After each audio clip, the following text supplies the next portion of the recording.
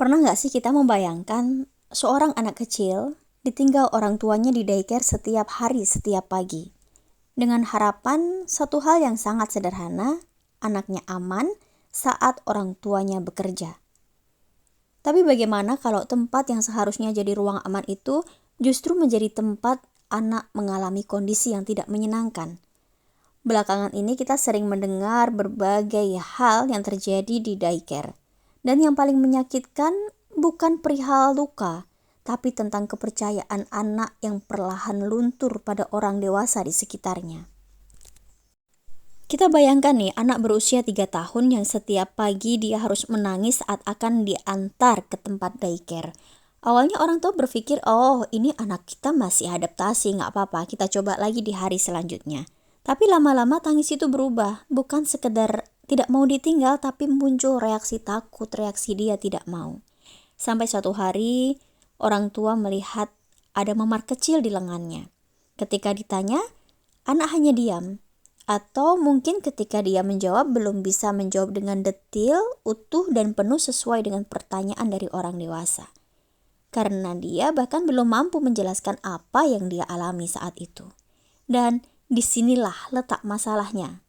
Anak tidak selalu bisa bicara, tapi tubuh dan perilakunya selalu memberikan sinyal, memberikan tanda pada orang dewasa yang ini harus dimengerti oleh kita di sekitarnya. Pada kondisi yang demikian, seringnya kita yang menitipkan anak selalu menyalahkan pada pengasuh. Bagaimana sih fungsi dari pengasuh? Apa sih yang sudah dilakukan? Kenapa dia tidak menjalankan tanggung jawab seperti yang sudah kita minta? Kita tidak bisa berhenti sampai di sini. Jika kita hanya fokus pada masalah pengasuhan anak kita di sana, kita sedang mengabaikan satu akar yang menjadi masalah yang mungkin dia akan semakin berkembang. Pertanyaan yang harusnya kita bangun adalah, apakah pengasuh yang ada di tempat penitipan tersebut mendapatkan pelatihan yang mumpuni untuk menjalankan fungsi dan peranan pengasuhan selama di daycare? Apakah perbandingan antara anak dengan pengasuh itu cukup cocok, ataukah terlalu banyak anak tapi pengasuhnya sedikit? Adakah sistem pengawasan yang jelas dan adakah SOP tentang konsep perlindungan anak yang memang harus diterapkan dan dijunjung tinggi pada daycare? Karena faktanya hal yang tidak menyenangkan itu bukan hanya karena perkara niat, tapi karena adanya kelelahan, ketidaktahuan, dan sebuah sistem yang memang sengaja tidak kita perhatikan atau tidak kita bangun bersama. Jika selanjutnya kemudian kita berbicara mengenai dampak yang akan terjadi pada anak, karena anak masih kecil mungkin kita juga akan berpikir, itu sebatas anak kecil, nanti juga akan melupakan kejadian yang ia alami sendiri. Tidak sesederhana itu, karena hal yang tidak menyenangkan ketika masih tertimpa pada seorang anak yang masih berusia dini akan mengalami dampak yang panjang. Anak akan menjadi lebih cemas, itu salah satunya. Kemudian sulit mempercayai orang dewasa yang ada di sekitarnya, baik itu orang tua sendiri maupun orang-orang dewasa yang nanti akan membersamai dia tumbuh, baik pengasuh, nenek, kakek, dan keluarga yang ia ada dan ia miliki. Di samping itu juga gangguan emosi yang biasanya akan melekat pada anak yang sering mengalami kondisi tidak menyenangkan seperti itu. Bahkan efek terburuknya adalah akan mempengaruhi bagaimana perkembangan anak sampai ia menuju dewasa. Karena hakikatnya yang sedang luka bukan hanya perkara fisik, tapi rasa aman yang telah terciderai saat ia masih bayi. Dan rasa aman adalah pondasi utama bagi anak untuk bisa tumbuh dan berkembang dengan baik. Pertanyaan yang kemudian sering muncul pada orang tua yang memiliki anak dengan kondisi seperti ini adalah apa yang seharusnya kita lakukan apabila menemui anak yang mengalami kondisi serupa.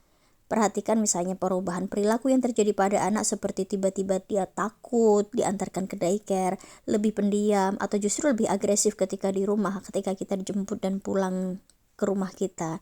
Kemudian ada luka yang tanpa penjelasan jelas dari pengasuh ataupun dari orang yang ada di daycare. Jangan kemudian kita ragu untuk menanyakan, karena kita selaku orang tua memiliki hak untuk tahu atas apa yang terjadi dan dialami oleh anak kita di tempat penitipan.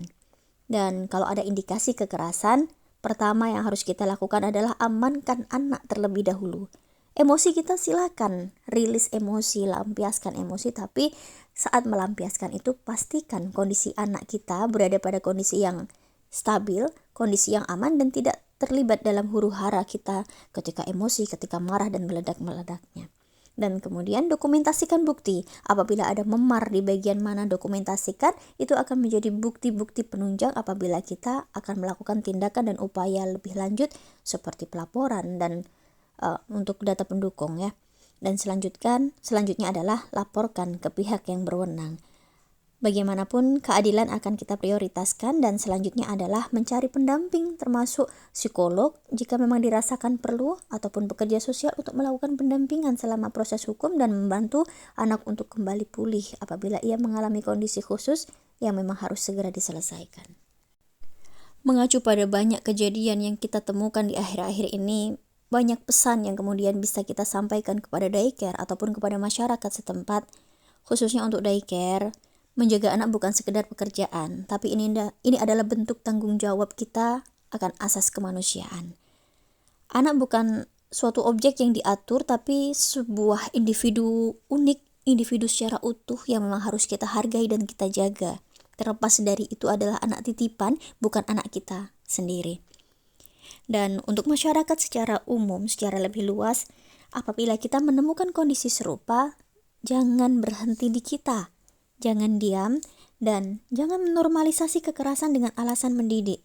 Mungkin kadang kita skeptis nih, kadang kita merasa apatis, gak apa-apa lah, itu memang cara mereka untuk menjaga anak-anak titipan yang segitu banyaknya, kan gak mungkin gitu. Opini kita yang kemudian kita kembangkan seolah membenarkan tindakan yang dilakukan seperti itu dengan ya wajar, kan memang anaknya banyak, ya wajar anaknya susah untuk diatur seperti itu. Padahal hal-hal kecil yang kita normalkan dengan alasan mendidik itu sendiri yang akan membuat kita lumpuh dan membuat kita kembali mengulang kondisi seperti ini.